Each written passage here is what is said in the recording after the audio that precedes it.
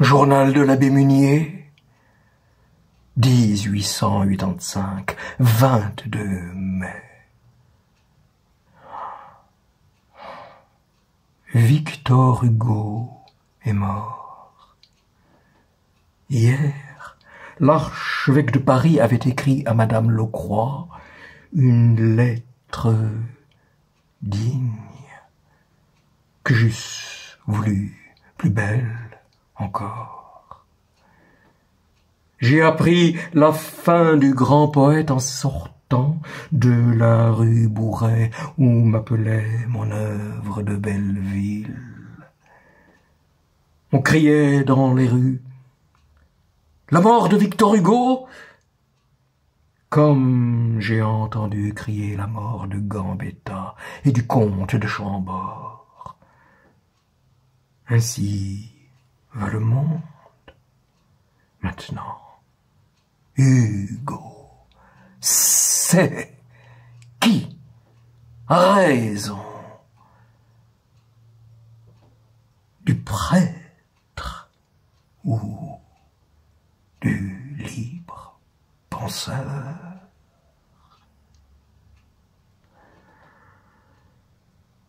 Les journaux ne retentissent plus que d'un nom, celui du poète national. On prépare des funérailles triomphales. Le Panthéon est désaffecté. Hugo traversera Paris de l'Arc de Triomphe au Panthéon. On n'aura rien vu de pareil depuis le commencement du monde. 31 mai. Ce soir, vers 6h20, j'étais dans l'avenue des Champs-Élysées et je regardais le catafalque du poète qui se dressait au centre de l'Arc de Triomphe. Il m'apparaissait de loin, avec des lignes confuses et poudreuses. Les foules allaient et venaient. Je me suis approché assez près et j'ai pu considérer ce monument noir et argent. Des cavaliers maintenaient l'ordre. Autour de moi, on vendait de la limonade et des photographies d'Hugo. Le groupe qui surmonte l'arc de triomphe était voilé d'un crêpe. Un crêpe aussi tombait comme un voile transparent sur l'un des pieds du monument, dissimulant à peine bas-relief et groupe.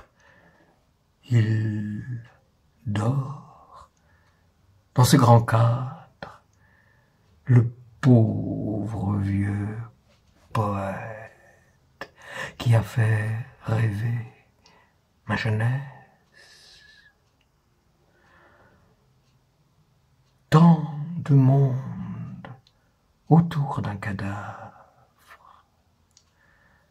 En vérité, il faut que nous ayons tous la foi en l'immortalité de l'âme. Qui de nous va devenir Dieu? Disait Musset. La réponse vient de se faire entendre. Victor Hugo aura bu jusqu'à la dernière goutte le nectar de la gloire humaine. Le voilà bien consolé de son exil. La République n'est pas ingrate envers les siens. Je suis revenu à Saint-Thomas d'Aquin, sur la place de la Concorde. J'ai vu que les statues des villes de France étaient drapées comme des veuves inconsolable, dans un vaste crêpe. J'admirais aussi les réverbères posés de distance en distance sur le pont et dont les nœuds de crêpe s'envolaient au vent. Certes, tout cela est grandiose et poétique. La postérité parlera de ses obsèques inouïes. 1er juin. Je viens d'assister aux funérailles de Victor Hugo. Du haut d'une fenêtre, donnant sur la rue du Dragon et sur le boulevard Saint-Germain. C'était vraiment colossal. J'étais chez le sonneur de saint Thomas d'Aquin. Je suis ivre de tant de bruit, de foule, de couronnes portées, de musique, de costumes, de manifestations.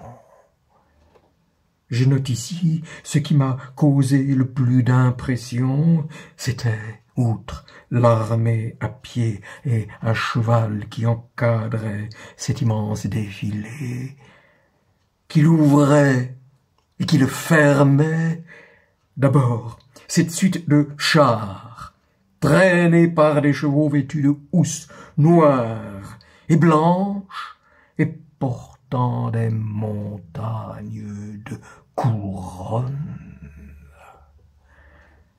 Non. Jamais tant de couronnes aux 1000 couleurs n'ont été jetées au pied d'un défunt, un Himalaya. Le corbillard où reposait Victor Hugo était celui des pauvres, triste et noir. Mais quel défilé! Les dénombrements d'Homère sont surpassés. Le journal le plus exagéré ne dira rien de trop. J'étais à mon poste à midi. Le défilé qui avait commencé à 12h40 s'est terminé à 6h20. Tout mon pays était là. Tous les âges, toutes les corporations, toutes les associations étaient représentées. Je regardais particulièrement ces lycéens, ces jeunes gens, ces enfants qui escortaient le poète Auguste. Que de couronnes portées sur des brancards, couronnes qui défiaient en grosseur et en beauté les grappes de la terre promise.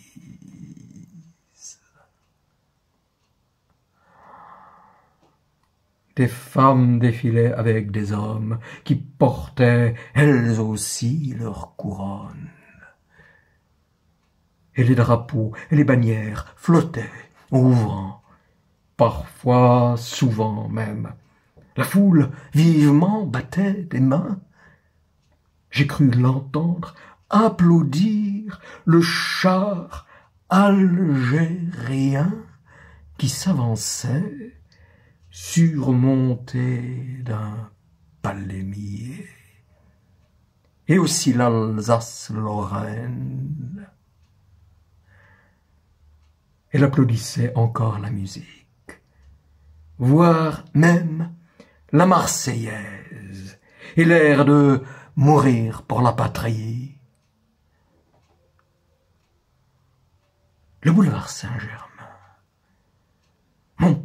pacifique quartier était un fourmillement de visages et de chapeaux. Foule sous les arbres verts de la chaussée, foule au balcon. Quelques audacieux étaient perchés sur les toits.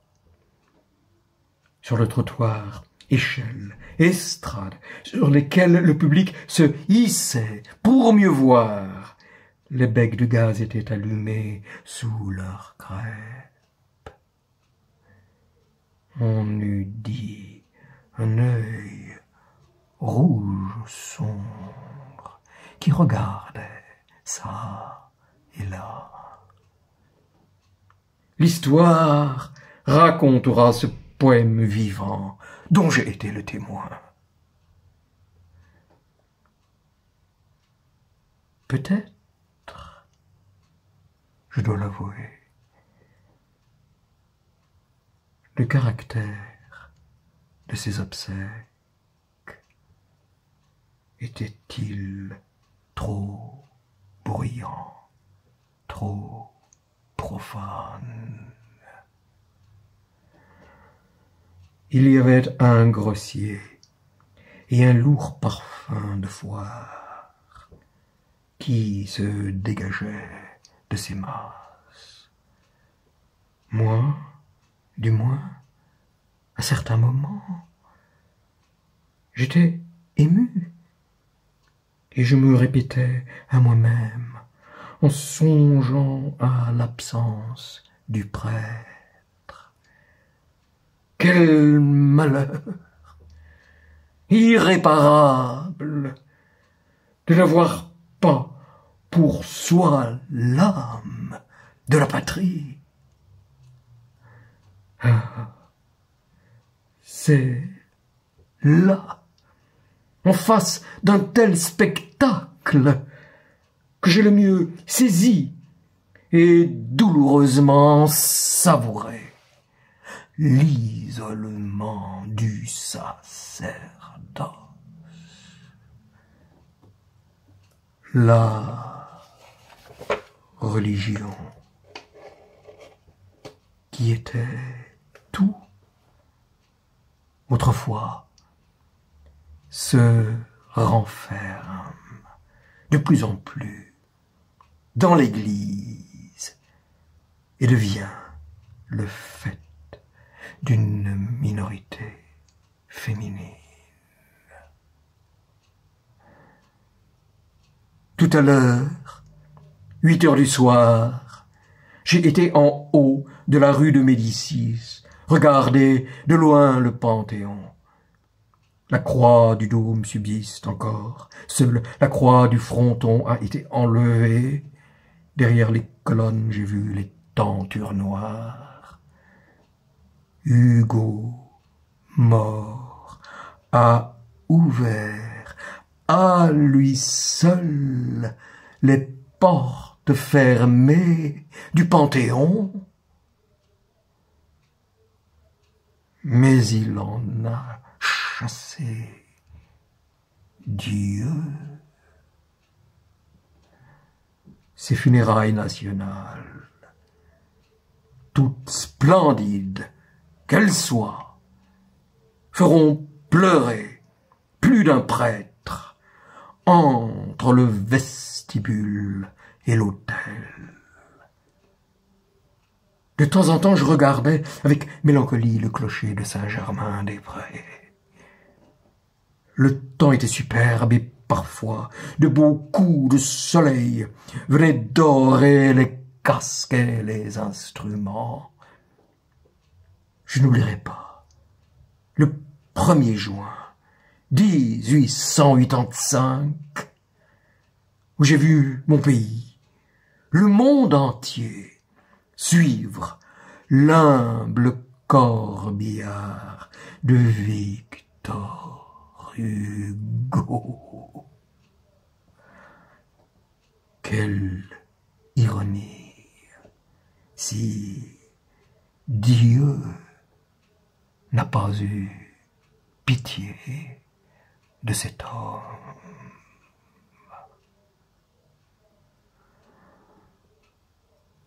Le culte des grands hommes sera une caractéristique de ce siècle à son déclin.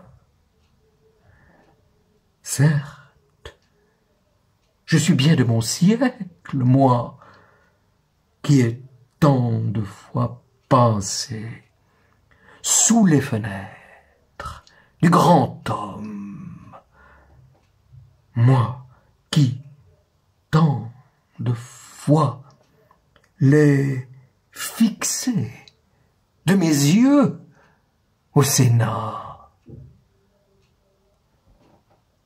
30 juillet. La session des chambres est close. Les députés élus en 1881 se représentent devant leurs électeurs. Cette chambre coïncidait presque avec mon entrée à Saint-Thomas d'Aquin. Elle a détrôné Gambetta et pour toujours. Elle a renversé Jules Ferry et pour un temps. On ne parle pas de cette chambre avec enthousiasme. Les élections prochaines sont fixées au dimanche 4 octobre. 16 août.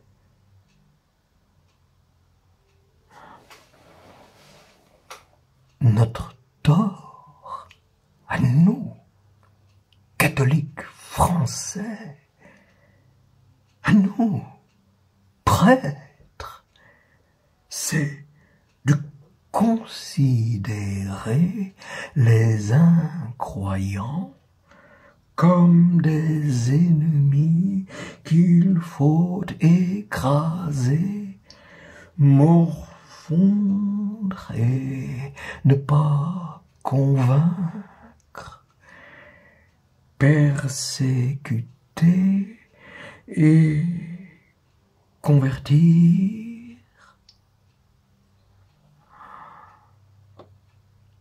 31 août. Hier encore, Jules Ferry a prononcé un long discours sur la politique opportuniste dont il est à cette heure le grand représentant. Ah, si nos évêques prenaient l'habitude d'exprimer leurs idées, de tracer publiquement leur programme, hélas, quand ils ouvrent la bouche, c'est pour balbutier les mêmes refrains. En vérité, quelques années de régime parlementaire ne feraient pas de mal à l'Église de France. Je voudrais voir restaurer les assemblées du clergé. On aurait alors une direction, un contrôle et les réformes nécessaires. 9 octobre. Au lendemain du succès des conservateurs, au 4 octobre, le Temps écrivait: pour la première fois depuis 1871, la République a perdu du terrain en France. Et le Temps fait cette confession. Cédant au radicalisme et à sa logique, les divers gouvernements républicains dans ces dernières années ont peut-être trop glissé à gauche. 18 octobre. Aujourd'hui, scrutin de ballottage. Qu'en sortira-t-il? Les républicains ne se sentent pas bien rassurés. Vacry écrit dans le rappel: nous sommes en présence de l'ennemi. 19 octobre. Les républicains l'emportent et crient victoire. Le duc de Broglie est renvoyé par le département de l'Eure à ses chères études historiques. Jules Ferry avait dit à Bordeaux en août dernier: « Vous savez que les réformes qui dépassent l'opération moyenne du pays sont condamnées d'avance. » Il a dit encore que le programme de la future Chambre ne devait pas être celui de l'absolu. Il a parlé du caractère essentiellement relatif que doivent avoir toutes les conceptions politiques. Il a dit qu'il ne fallait pas confondre un programme politique avec un idéal politique. Jules Ferry disait encore: « Nous avons conquis le suffrage universel des campagnes. Gardons-le bien, ne l'inquiétons pas, ne le laissons pas. »